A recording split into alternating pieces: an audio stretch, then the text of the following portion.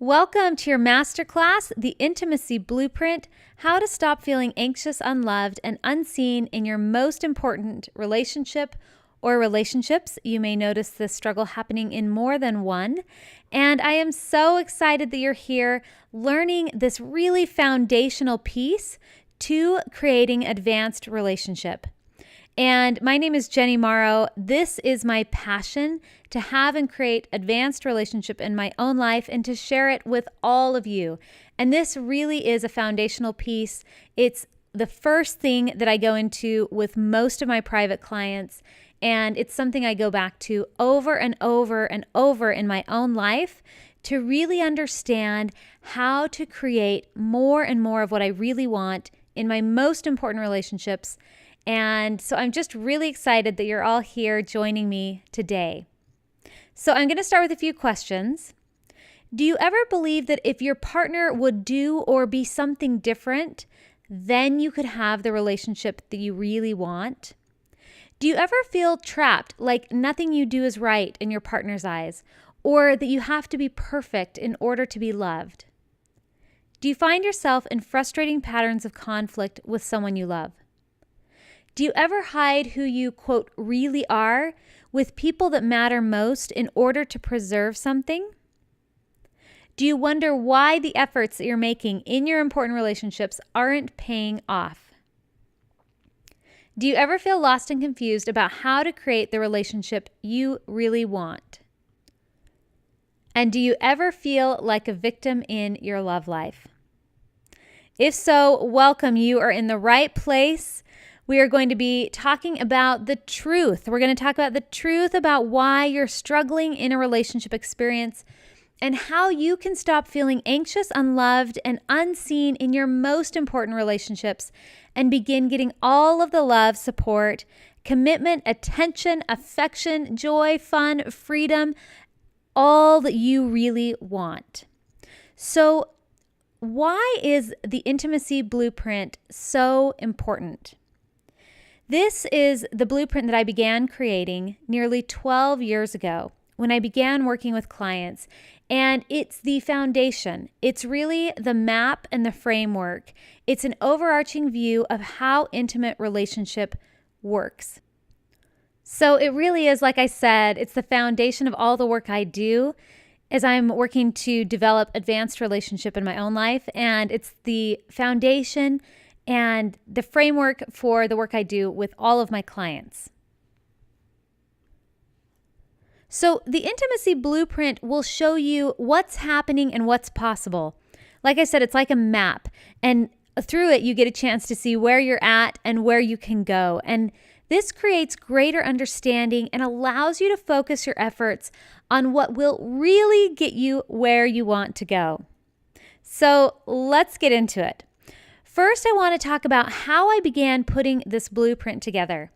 So, like I said, it started nearly 12 years ago when I began seeing clients. And at the time, I was working as a marriage and family therapist, and I had clients coming in for a variety of struggles. Some were coming in for depression or anxiety. Some were coming in for trauma, for addictions. Many were also coming in for relationship struggles, how to communicate more effectively with their partner or work out disagreements. So I had this whole spectrum of clientele that I was seeing. And I really thought, how do I, at the time I was in my mid to late 20s, and I felt really young some days. And I just thought, what do I have to offer all of these different clients who are coming to see me? And so I began to look at what is the common thread. Some people are coming in for depression, anxiety, trauma, addictions, relationship issues. But what is it that's interwoven through all of these things? And so I began to ask questions. I began to ask things like, what would be different if you woke up tomorrow and your depression was suddenly gone? Or what would be different if you woke up next week and you no longer struggled with addiction? Or what would be different if you woke up 6 months from now and you and your partner were exactly where you wanted to be in your relationship life? And what I began to find is that clients would say things like, I'd feel like I could be more like myself again. Or I feel like I'd be able to finally feel free. I'd be able to be at peace. I'd feel happy again. I'd have time and energy for things that really matter to me. So I started to see some really interesting themes come out of all of these different struggles. Well, I guess I would say the desires. There was a theme in the desires that was coming out of all these struggles. And the way that I decided to describe that theme was it seemed like ultimately what people wanted was a sense of what I called intimacy and connection. That ultimately people wanted to feel connected and intimate with themselves, with who they were in the world. And they wanted to feel intimate and connected with others. So they wanted to be who they really were in the world, be able to live the kind of life they wanted to live, feel what they really wanted to feel, express what they wanted to really express into the world through however they wanted to create creativity or value or whatever they wanted to offer, however they wanted to offer their gifts. And they also wanted to experience intimacy and connection with others, especially others who were also doing this. And a few years after I started putting this map together, I came across a man named Joseph Campbell. And Joseph Campbell spent about 50 years studying mythology, cultures, and religions. And near the end of his life, he was interviewed. And the interviewer said, "You've spent half a century studying humanity." And then he asked Joseph Campbell, he said, "What is it we all really want?" And then the interviewer guessed. He said, "Is it meaning? Is that it?" And Joseph Campbell said, "People say that what we're all seeking is a meaning for life. I don't think that's what we're really seeking. I think that what we're seeking is an experience of aliveness so that we actually feel the rapture of being alive." And he went on to describe it by saying, "So that our life experiences on the purely physical plane will have resonances with our own innermost being." So basically, the life we live, the way we express ourselves, and the life we live outside of ourselves, so that it's aligned and it resonates with who we are inside. Who we are inside and who we want to be inside is what gets lived out and expressed on the outside. And so I ended up adding this word aliveness to the chart, because what I found is that when we're truly intimate and connected with who we really are and with others, that's when we experience the sense of aliveness. We're living in alignment with who we really want to be. We're expressing that and manifesting what we want to express and manifest. And we're doing it in relationship with others.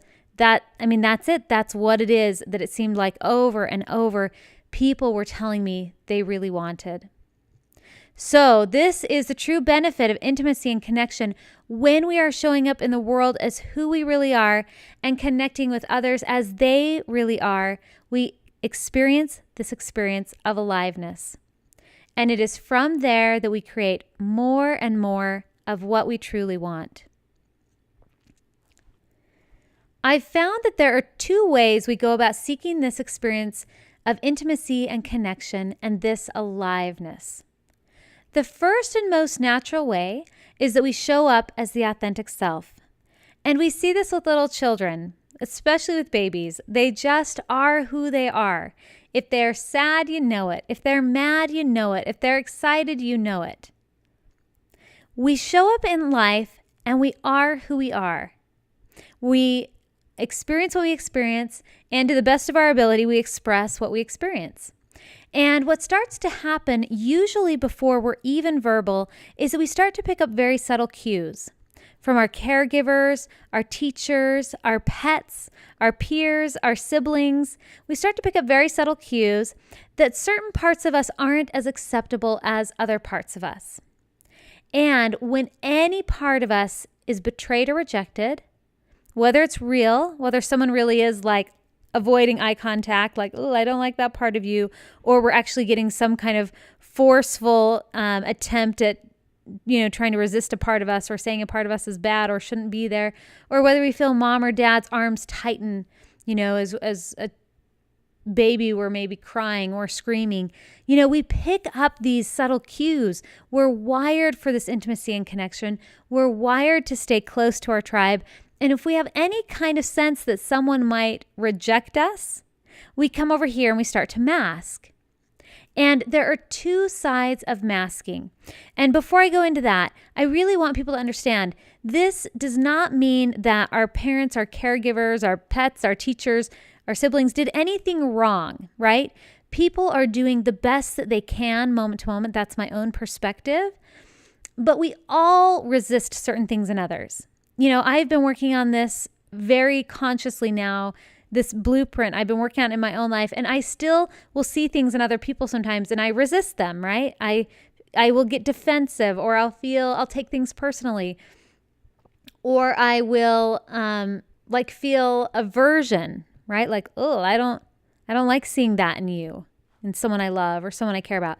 So I'm not saying there's anything bad or wrong when that happens. The reality is, if somebody is resisting our authentic expression in some way, they're already in a masked state themselves, right? They somehow received some kind of information that it wasn't safe to be like that, or it wasn't okay to be like that. So these survival strategies get passed down the line, and there's nothing wrong with it. It's not bad. It's not immoral. Masking is just a survival strategy. And sometimes people aren't even really resisting us. They're just having a bad day. They're just not available.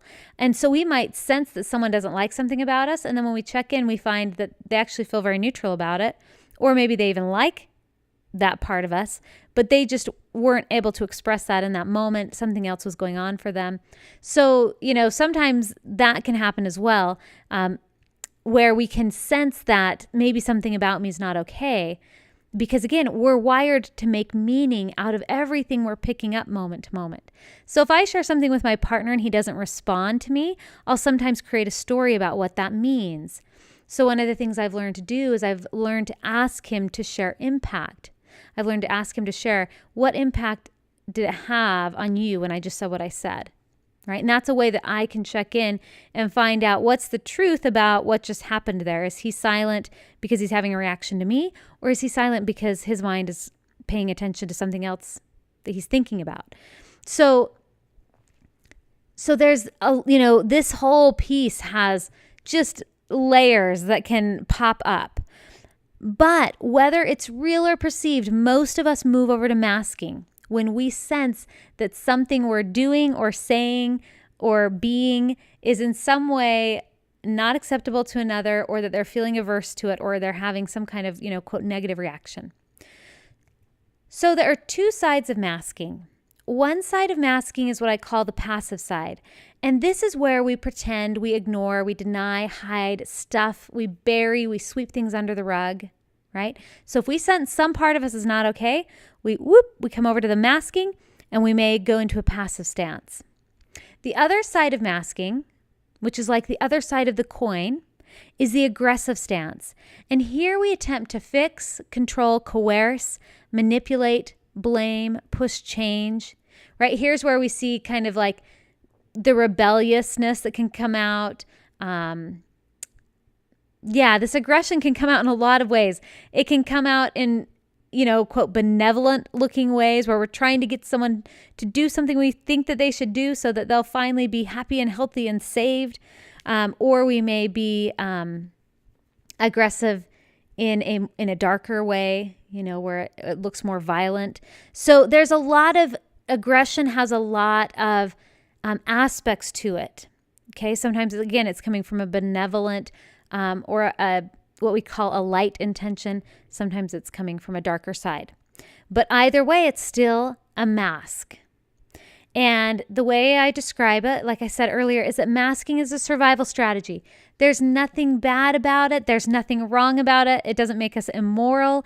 It's just the best we know how to do in that moment. Now, the disadvantage of masking is that it does disconnect us from this very thing that we want most. It disconnects us from the intimacy and connection and the aliveness that we want. Now, what's fascinating is that masking is an attempt to try to maintain some sense of intimacy and connection and aliveness. So if we're showing up as the authentic self, and then we get some kind of feedback that some part of us is not acceptable, we move over to masking in an attempt to maintain connection. The problem is it doesn't work, right? It's a survival strategy. It might work to get some kind of survival through some moment in time, but it's not what will build intimacy and connection and aliveness inside of our own body-mind system or in relationship to someone else. So when this happens, when we move over into masking, we begin to engage in coping strategies in an attempt to deal with the disconnect. What happens when we disconnect from this experience of intimacy and connection, this aliveness, we can start to feel, that's it. We can start to feel disconnected. We can start to feel kind of dark, numb, empty, like we can't access ourselves or access others. We start to maybe wonder, like, what's the point? So that can be kind of more of the extreme side. Other times we can just feel kind of lonely, disconnected. I remember one day I was walking up in the mountains in Utah. It was winter time, but it was gorgeous up the canyon. It was just a sunny blue sky day. And I was feeling pretty disconnected that day. Something big had happened in my own relationship life. And I remember walking and I remember looking up at the sun and I remember thinking it was empty. Like the sun was shining, but I couldn't actually feel it or sense it. Like the energy was gone. So, when we have this disconnect happen, and again, that was a more extreme situation for me. Some people do feel that more often, that emptiness of the energy. But it's like being unplugged. And so again, when this happens, we begin engaging in coping strategies in an attempt to deal with this disconnect. And some of the examples of coping strategies are things like, the depression and the anxiety. Okay. So depression is a response to life. It's basically a response to, depression's like a feedback loop that lets us know that we're believing that we can't get what we really want out of life. And on the flip side, we have anxiety. So depression is usually connected with passivity. It's usually like we're hiding or stuffing down our desires. Like we can't really get what we want out of life. Something has led us to believing that. It could be a big disappointment, a breakup, a death. It could losing a job, struggle with health. Anything like that can lead to this experience of depression. Okay. Anxiety is more on the aggressive side. Anxiety is where we're trying to fix something and control it, right? Make it all better. And the anxiety is an attempt to do that from the aggressive side. But, ultimately these things are their ways of coping. Again, because we don't know how else to stay in the experience of authenticity. Some of the other coping strategies that we pick up: numbing out. Anything that's out of balance. So overeating, undereating, oversleeping, undersleeping, overworking, underworking, overplaying, underplaying, anything that's out of balance, any kind of numbing out. Like I put here, surfing the web, Facebook, TV, mindless eating or mindless sex, substance dependency, avoid talking about hard stuff, withdrawal, or maybe on the opposite, kind of a neediness. We may avoid emotion by intellectualizing everything. We may avoid logic by intensifying or dramatizing our emotions. Anxious and avoidant attachment patterns start to show up here. Overachieving, underachieving, fantasizing, blaming ourselves or blaming others. We may use violent words or behaviors in our mind, right, to ourselves, or we may use violent words or behaviors outwardly to other people. We may distrust life, ourselves, or others. Addiction to relationship fantasies. We may believe that a relationship shouldn't have dark parts, right?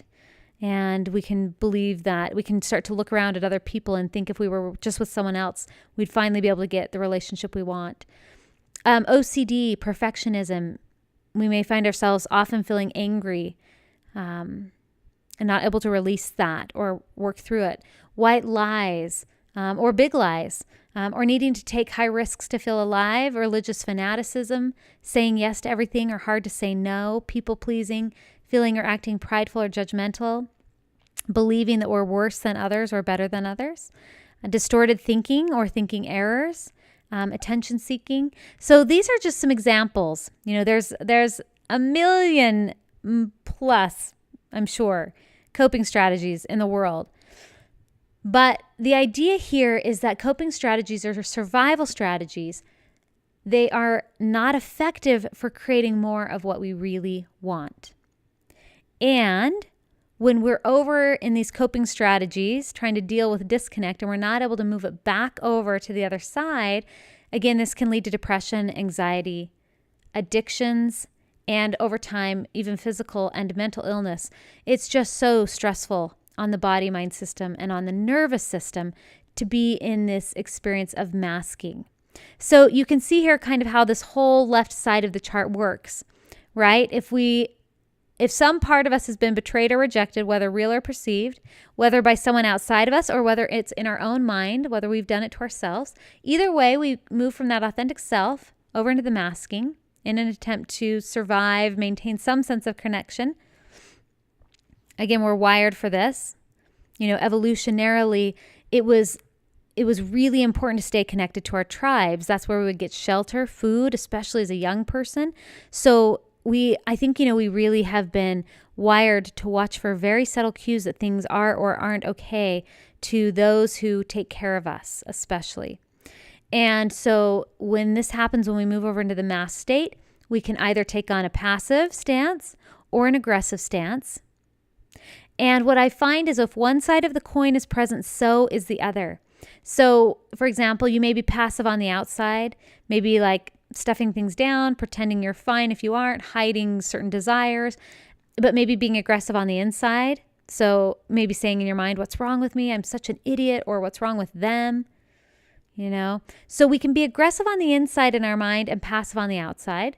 We can also be aggressive on the outside, but in denial on the inside, not aware of what kind of harm we're creating. Or we can be passive until it builds and builds the energy, and then it kind of blows and shows up aggressive that way. So there's a lot of ways that these two can interact. But again, if one side is present, so is the other. And often in partnership, what you'll find is that you may find yourself choosing a partner who has a different doorway into masking. So for example, and who actually believes that the opposite mask is a better one to have. So for example, I grew up more likely to go through the door of passivity. I believed that passivity was, a good way to stay safe. And my partner, my husband, he tends to, I'm speaking here for him, but I think he would acknowledge this himself. We've talked about it. One of the things he'll tend to do is he tends to see aggression as an important way to stay safe when he's feeling threatened. And he'll see my passivity and it just does not make sense. And I see his aggression and it just does not make sense, right? So we tend to often find a partner who has a flipped mask. Or again, you may both go through the doorway of passivity and then come out on the other side of aggression, or vice versa. There's a lot of different ways this can show up. But here you can see the whole thing. In order to deal with this disconnect, we have the coping strategies, the addictions, depression, anxiety, chronic illness, things like that. At the base of it all, we feel isolated and alone. We feel cut off from the energy of connection. And again, this is not just a map of our relationships with other people. It's also a map of our relationship with ourself. So sometimes we feel isolated and alone from a specific someone or in a specific area of life, maybe in our job or maybe from a specific person. Other times we feel isolated and alone in a more general sense, like it's us against the whole world and our whole life. Sometimes we feel even disconnected from our own self. So this, again, you can get a lot of different ways that the feedback loop comes and lets you know where you're at with all of this, depending on what areas you're feeling isolated and alone in, and if you're also feeling isolated and alone from yourself. So let's talk about the other side. Okay, so the authentic self. If you're able to show up as the authentic self moment to moment, and it's safe, what happens is you begin to see more and more of who you really are unfold. And I have these little tick marks here to just remind us that there's this ever unfolding process of the authentic self.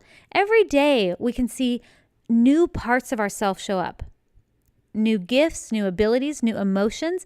I remember years ago when I started doing therapy, I would have clients say to me, I'm starting to feel things I have never felt before.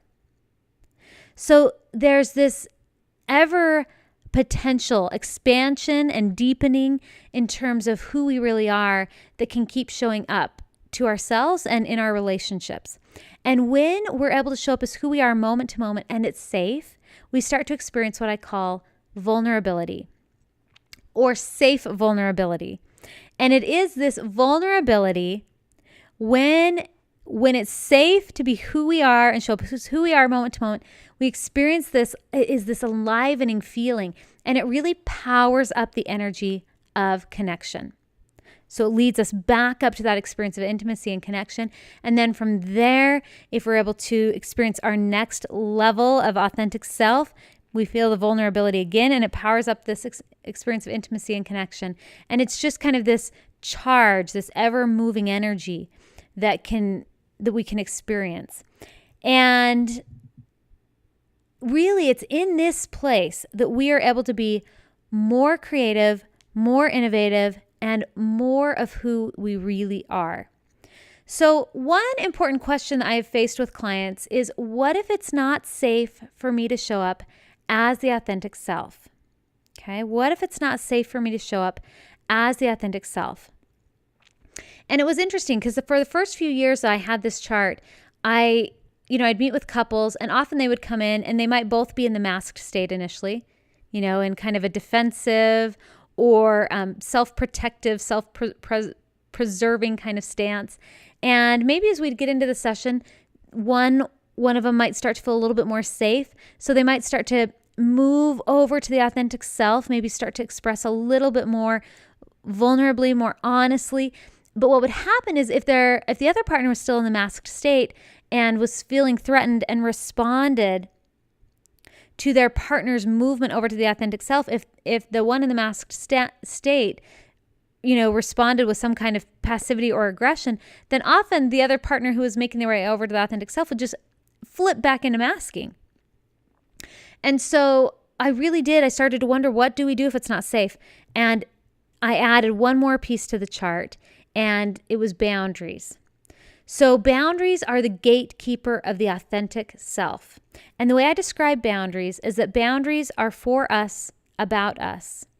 They are a conscious choice to create a container in which we can choose to show up as the authentic self. So we're not going to talk more about boundaries today. We could spend multiple masterclasses talking about boundaries and what they really mean, because boundaries are ever changing.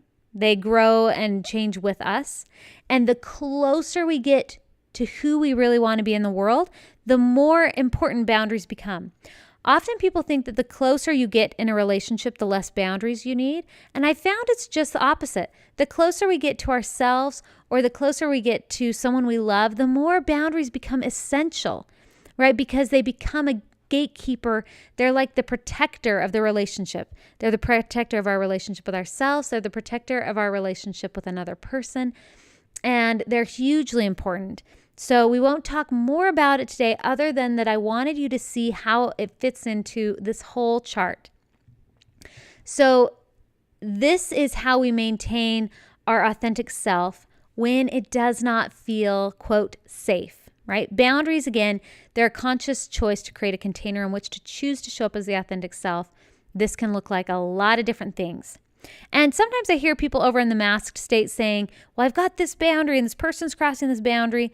Well, first of all, it's usually not a boundary, right? You're usually trying to control someone. It's usually in this aggressive stance. And it's not a boundary because someone's crossing it. So it's not even effective. It's not working. So, again, we can say we're setting boundaries, but if we're doing it from the masked stance, it's actually not what I would call a boundary. It's usually that we're in a passive or an aggressive stance. And again, we're in a survival strategy, not a boundary. Neither one is right or wrong or good or bad, but if we want to get more of what we want out of life, we've got to move back over to the right side of the chart. So I hope that this was helpful in just beginning to see what's possible.